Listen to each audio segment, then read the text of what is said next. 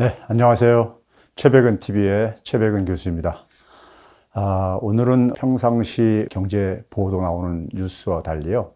우리 사회 속에서 많은 특히 이제 과거 기성세대들이 박정희 시대에 대한 어떤 향수를 많이들 가지고 있잖아요.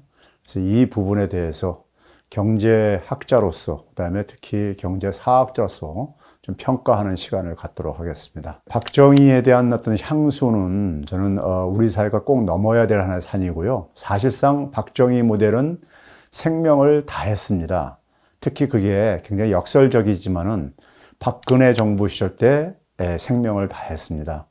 박근혜 정부가 사실은 박근혜 입장에서는 사실 자기의 아버지에 대한 존경감 이런 것은 당연히 가지고 있겠죠. 박정희 모델을 사실은 21세기에 사실 불러냈고, 근데 그게 처참하게 실패로 끝났습니다.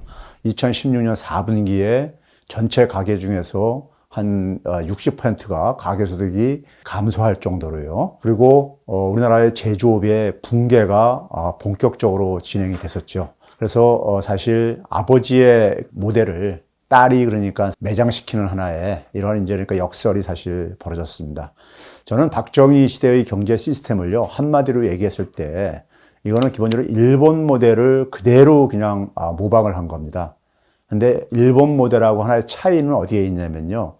우리나라의 모델은 식민지형 일본 모델이라는데 그 차이가 있습니다.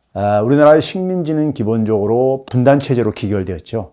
식민지를 우리가 겪지 않았더라면은 우리나라는 분단이 될 수가 없었을 게 아니겠습니까요? 그런 점에서 사실 박정희의 하나의 통치 체제도 분단 체제로 인해서 박정희 시기에 어떤 통치 체제가 사실은 만들어진 것이고요. 그런 점에서 이 분단 체제에 어떤 기초한 하나의 식민지형 일본 모델이다. 제가 이렇게 이제 표현한 이유가 거기에 있고요. 기본적으로 박정희 모델은요, 국민들, 그러니까 사회의 전폭적인 지원에 의해 가지고, 그리고 특히 경제적인 약자층들을 많이 희생시켜가지고 일반 국민, 농민, 중소기업인들을 희생을 시켜가지고 소수가 재벌자본과 이 군사 권력자들이 이익을 독점하는 그러한 이제 하나의 방식이었습니다. 그래서 이것을 가지고 우리가 흔히 전문가들은 손실은 사회화시키고 이익은 소수가 그러니까 독점하는, 영어로 하게 되면 크로니즘, 정실자본주의라고 우리가 흔히 표현하는데요.